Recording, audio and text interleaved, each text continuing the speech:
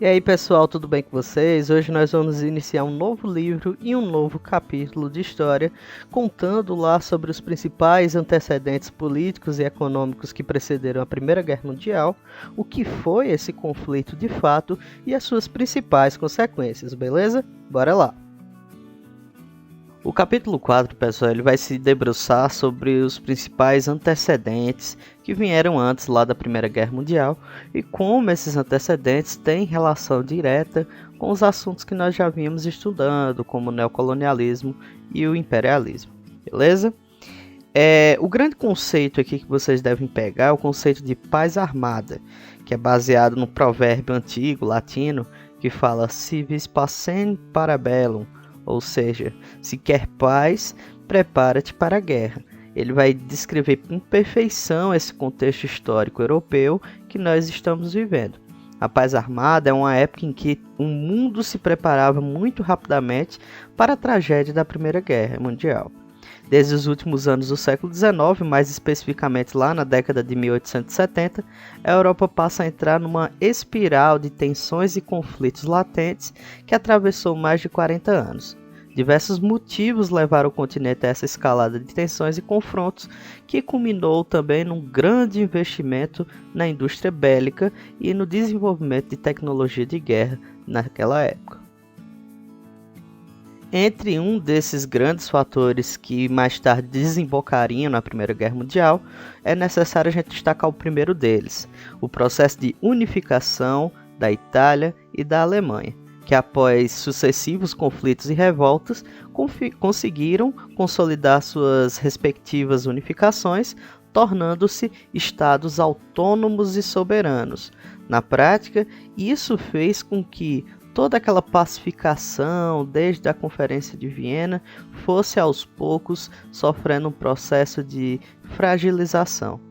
Além disso, a unificação da Itália e da Alemanha foi bastante conflituoso, principalmente quando a gente vai falar sobre o caso da unificação alemã, que travou guerras com a Áustria, com a Dinamarca e com a França, inclusive retirando parte do território francês, que eram as províncias lá da Alsácia e da Lorena.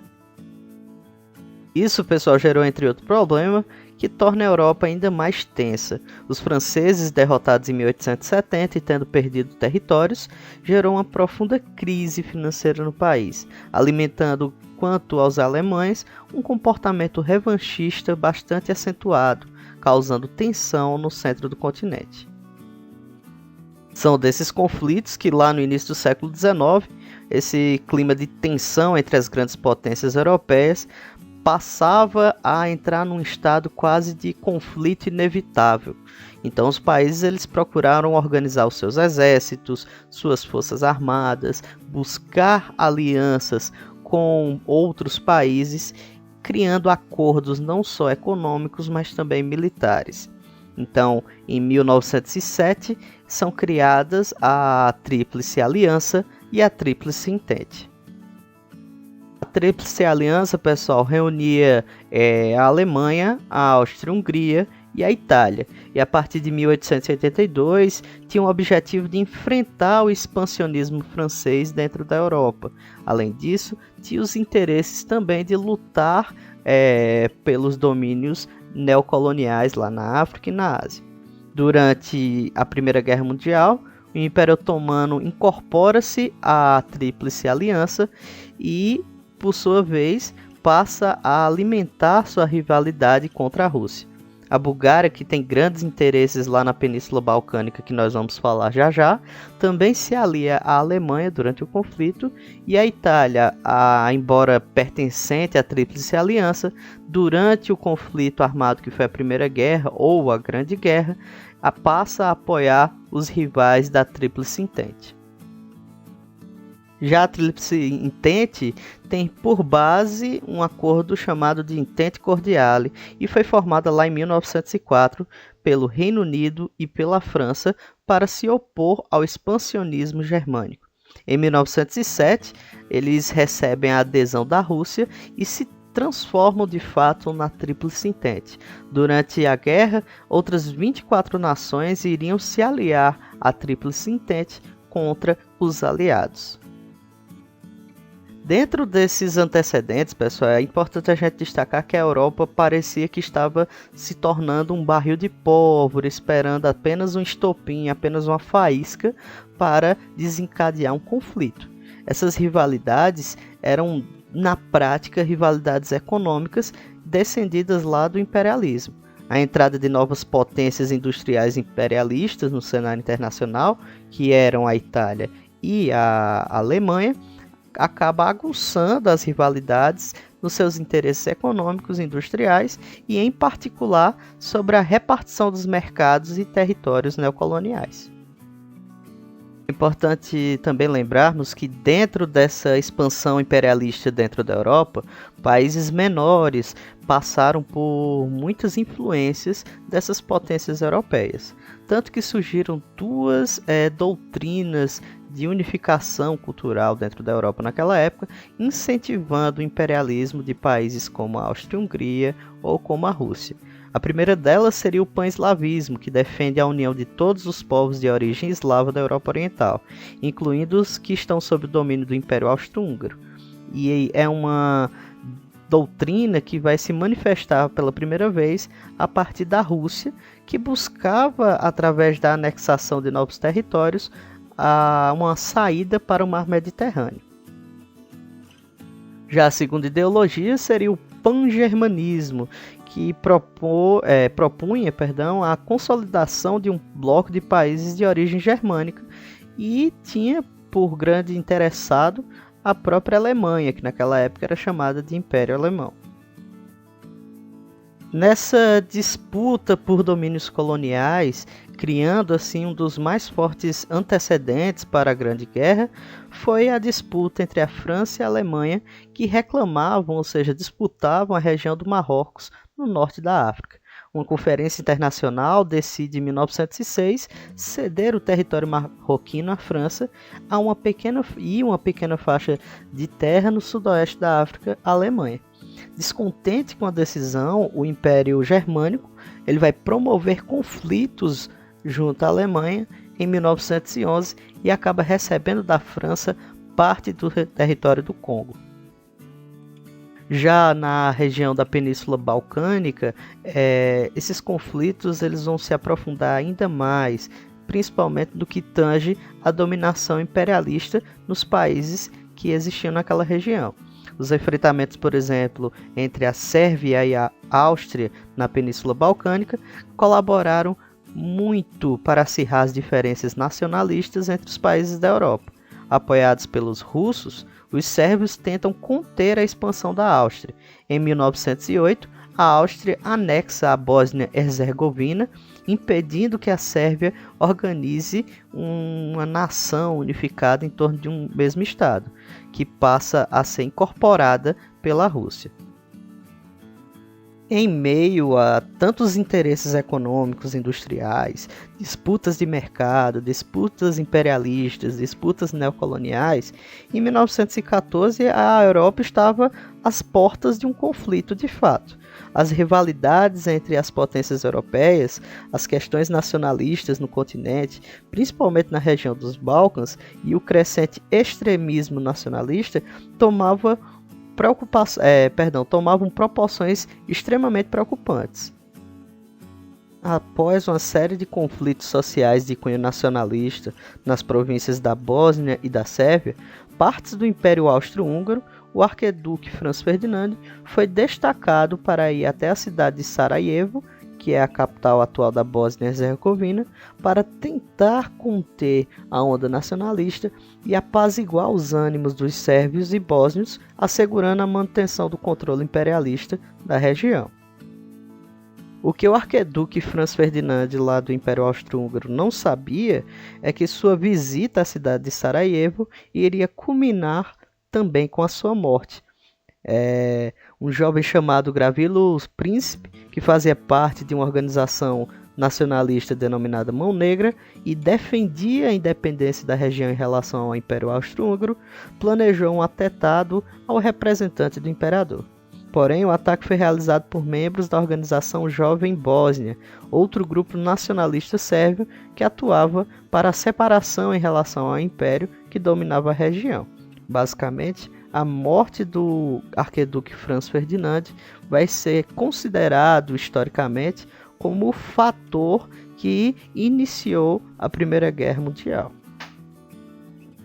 Diante do impasse, pessoal, o Império Russo prontamente defende os interesses da Sérvia nesse conflito.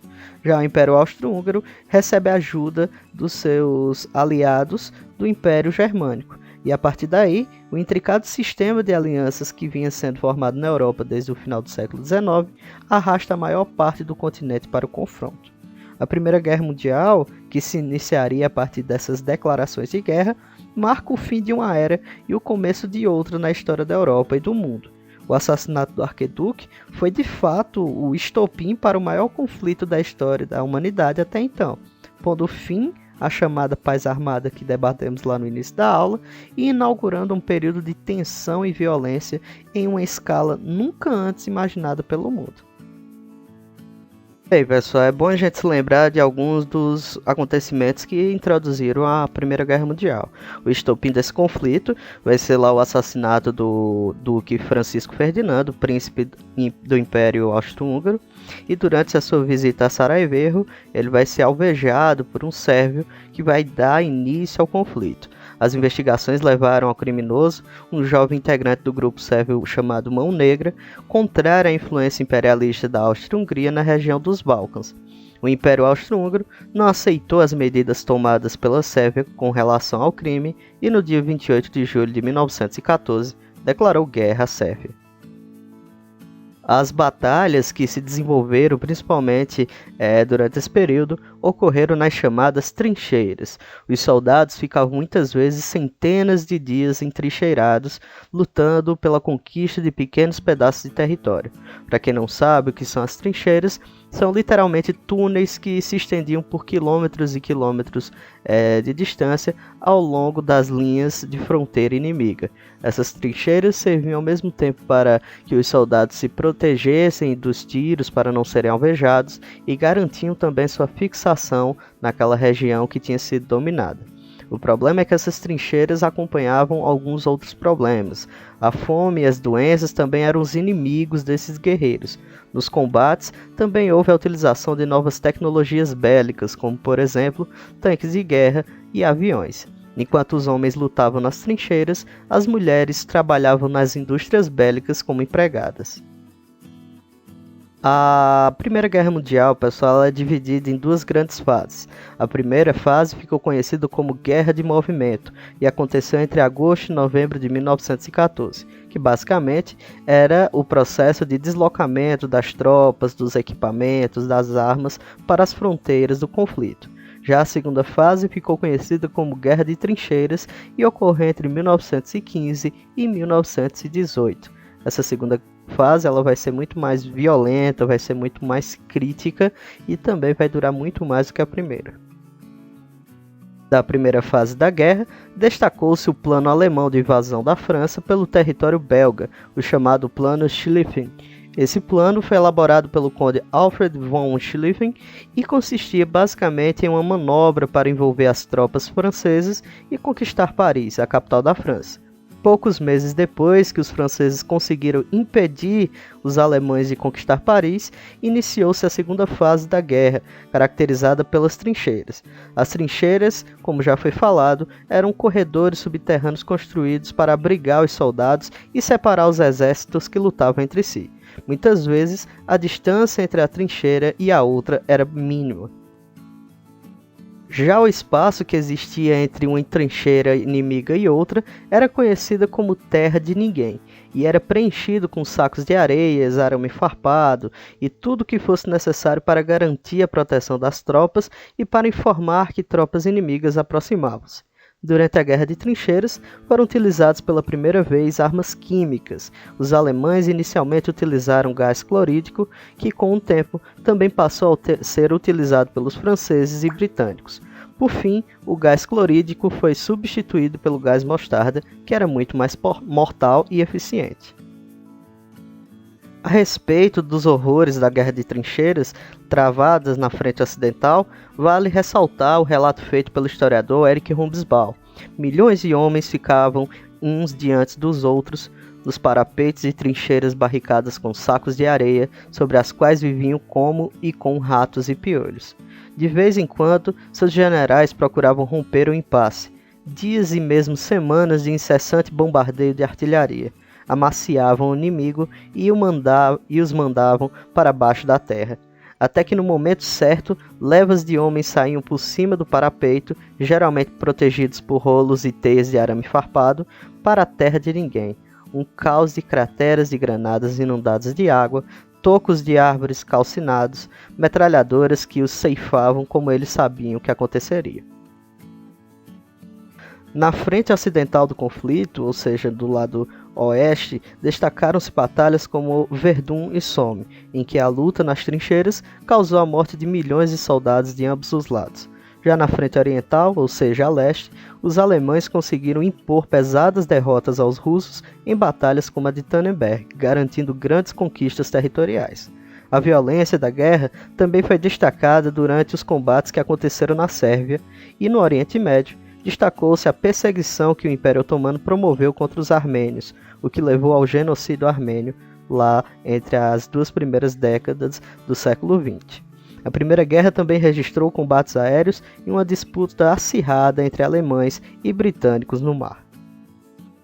O panorama do conflito, pessoal, só foi mudar lá a partir de 1917 com a entrada dos Estados Unidos na Primeira Guerra. Presididos por Woodrow Wilson, entraram na guerra quando em uma embarcação britânica foi atacada por alemães, causando a morte de mais de uma centena de americanos.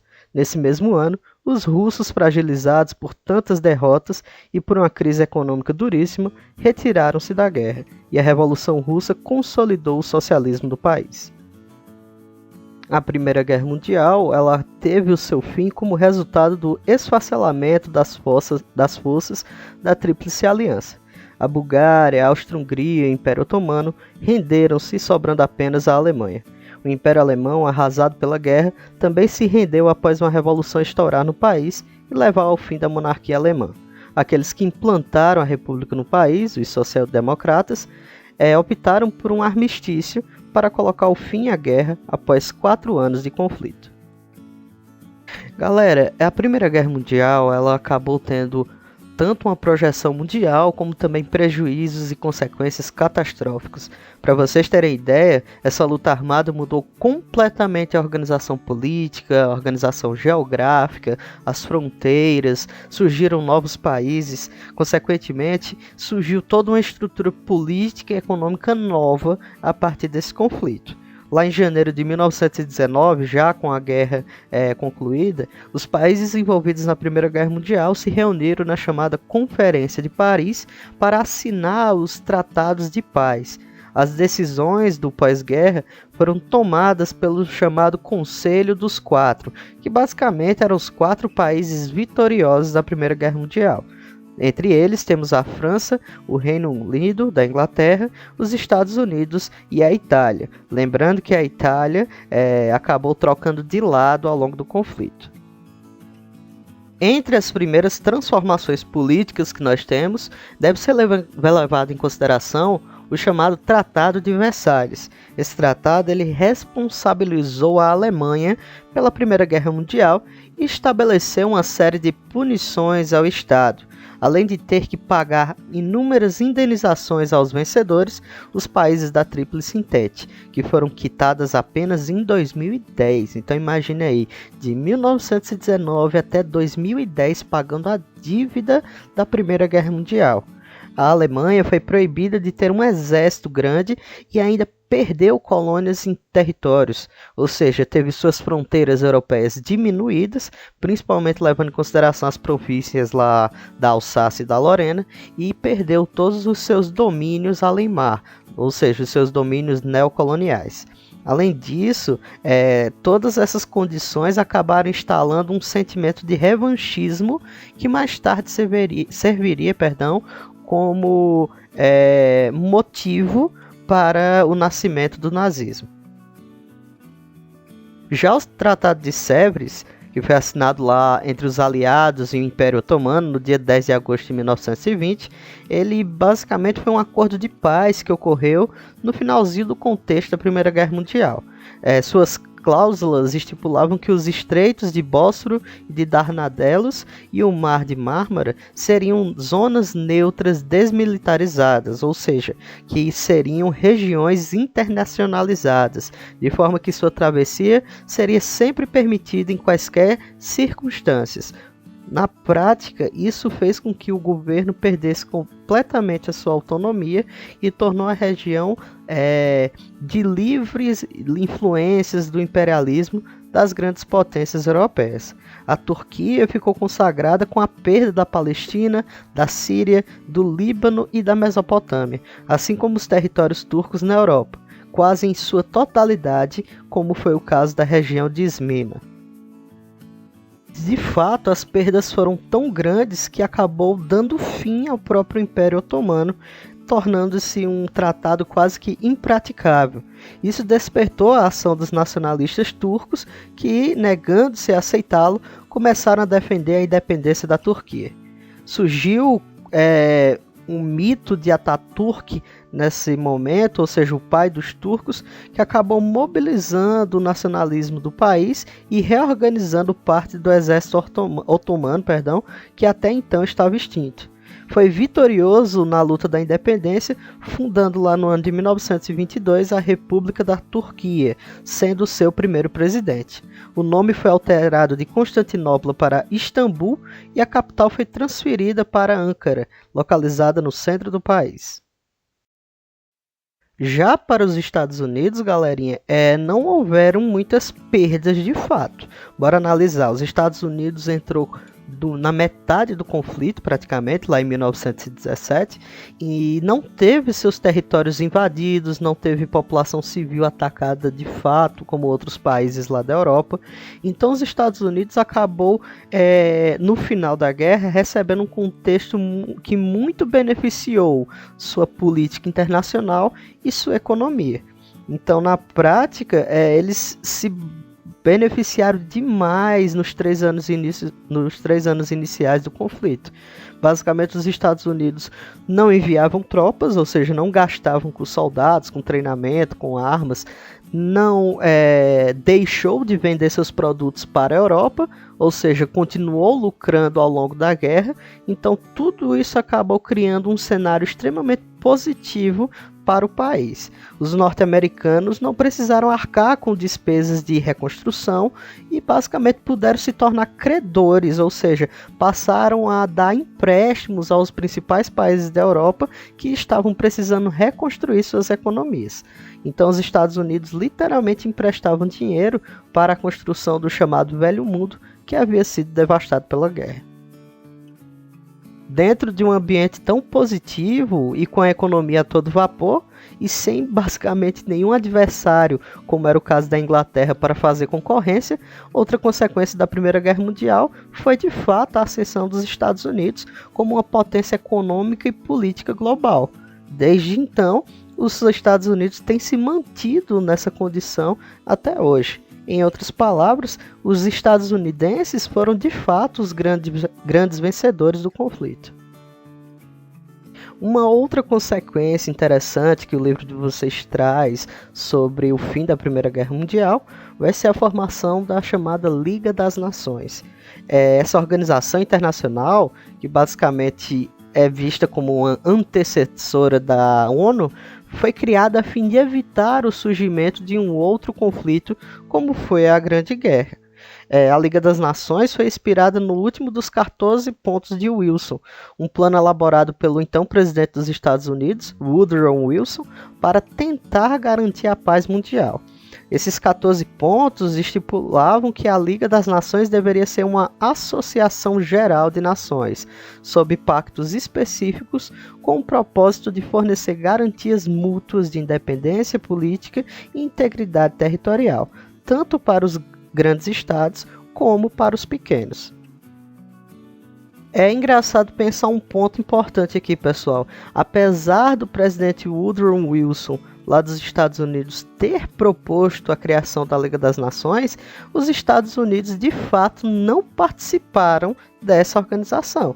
Sem contar com a maior potência mundial da época e tendo que enfrentar diversos desentendimentos entre os estados, a Liga das Nações basicamente falhou em prevenir um outro conflito, sendo extinta lá no ano de 1942. Galera, diante do esfacelamento, ou seja, da destruição de antigos impérios, como foi o Império Russo, o Império Alemão e o Império Austro-Húngaro, a Europa acabou sendo remodelada, tendo suas fronteiras redefinidas.